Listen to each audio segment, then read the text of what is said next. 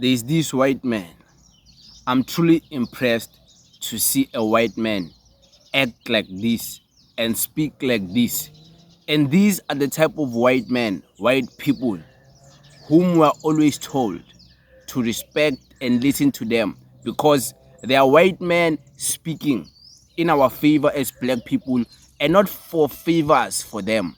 Speaking just to dispel even this current misinformation from AfriForum about Donald Trump, Elon Musk. I can't even believe it. Donald Trump and Elon Musk, they are on a propaganda streak trying to paint black South Africans with so much propaganda, so much for freedom of speech on Twitter with these people lying about South Africa. But shout out to this white brother man. These are the white people in the EFF we love. Like people like Kim Heller and this gentleman here. We love them so much. Listen to this. Lovely people, and particularly a quick word to my American friends who might be tempted to believe what Donald Trump is saying about South Africa, my home country, where I happen to be right now. Him and Elon Musk are racist twats who have no fucking idea what they're talking about. Because what they're doing is taking the word of a fringe racist group called AfriForum and other disaffected whites, disgruntled by the end of apartheid, feeling hard done by, and much like the Israelis, victimizing themselves when they are not victims at all. Bitching about how, land redistribution is racist against whites. These are such ignorant provocateurs. And it's going to backfire on them. South Africans' majority, the black majority, and it's a multiracial, multi-tribal society now, only own a tiny proportion of the land versus the size of their population. And while white South Africans make up 7% of the population, more or less, they own about 70% of the decent land. And so the redistribution of land is to address past inequities, and the vast majority of South Africans agree and understand why that's happening and that it's a good thing. It's also under a very strict mechanism. Now, not everyone agrees, of course, with the mechanism, but the principle is what racists like Musk and Trump are railing against here on behalf of a bunch of assholes who equate equality with oppression, because for so many years, decades and decades of the apartheid era, they were the oppressor. And as we know, whenever the oppressor looks at something like equality, it suddenly becomes oppression of him. So fuck Elon Musk, fuck these idiots from AfriForum. You probably know nothing about them, but this is a bunch of, the equivalent of your kind of Proud Boys hanging on to some past that never actually existed. And a past in which the vast majority of people in this country were oppressed, suppressed, and treated much like, fortunately not quite as badly as the Israelis treat the Palestinians.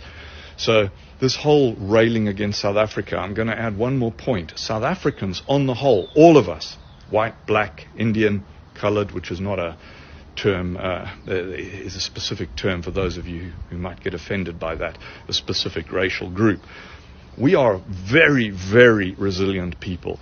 As a country, we have gone through a great deal, both in terms of the early part and then the transition from the apartheid era to genuine multicultural democracy.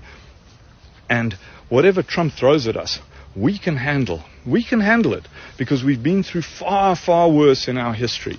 And my hope is that South Africans all turn around with one voice and tell Trump to fuck off with his sanctions and his fucking withdrawal of aid and his tariffs and all of this stuff, because we can live through it. What I'm not sure about is whether Americans can, because for the most part, all the stuff that Vivek Ramaswamy said recently about Americans being soft, not prepared to put in the hard graft, and all this stuff, I tell you, for the experience of most foreigners is true. Now, it's not true of every American I know. Some of them are the most hard-working, wonderful people in the world. But as a general principle, South Africans are far more resilient and able to withstand this kind of bullshit authoritarian pressure than any American population. So, to my fellow South Africans, let's stick this out. Let's stick up the middle finger to Trump and particularly to Elon Musk, because we know from his background that he left South Africa in the apartheid era and retains the racist bullshit that's motivating these people like Creel. And now that I'm in South Africa, I'm seeing their awesome, ridiculous tweets. Fuck those guys as well. They're the past. Most of us are the future, and it's a beautiful future. These are the people we respect in our society, even as black people, even as black young people who are all about blacks. We respect white people like this. Even as young black people who speak about white racist and white racism against black people. Even as black people who will stand in the forefront of everyone and not accept to be humiliated by white racist and white people, will still respect a white man as long as a white man is respectful to us as black people. We respect white people, but we don't respect white racists. We don't respect white people who are white supremacists, white people who are colonizers and have a colonizing mindset, who want to oppress black people even more. We don't respect white people who do that. But white people, like our gentleman here, will always get respect from any black person. White people, it's easy to get respect from black people. You don't even have to try hard. Even if it was disingenuous, you're not genuine about it. But act like this white man. Say things like this white man. You'll get the respect from black people. White people are out here every day crying so bad that, black people, they disrespect us. Black people, they're racist against us. How about maybe you start thinking like this gentleman as a white person? Start trying to understand what it is black people are fighting for and why they're trying so hard, black people, to fight for this thing. Try so hard to apply your mind and be open-minded and understand all sides, even your own white side. When we say some of you white people are racist, understand what we mean. And when we say some of our black people can be xenophobic, understand what we mean. When we say some of our black people can also be racist, we're not saying we can't be. We can. But in this country, black people fighting for land, in a country, black people fighting so hard to get what they've lost, and we are told it can only be gotten through politics, getting a majority vote so you can change the system, change the laws. That's a long, long way to go for black people to get their things back. And an unled revolution will come and it will be bad for white people. It will be bad. You see, now you're complaining, hey, white people, white farmers. It can easily get worse than that because you are so ignorant. You don't want to understand the cries of these other people.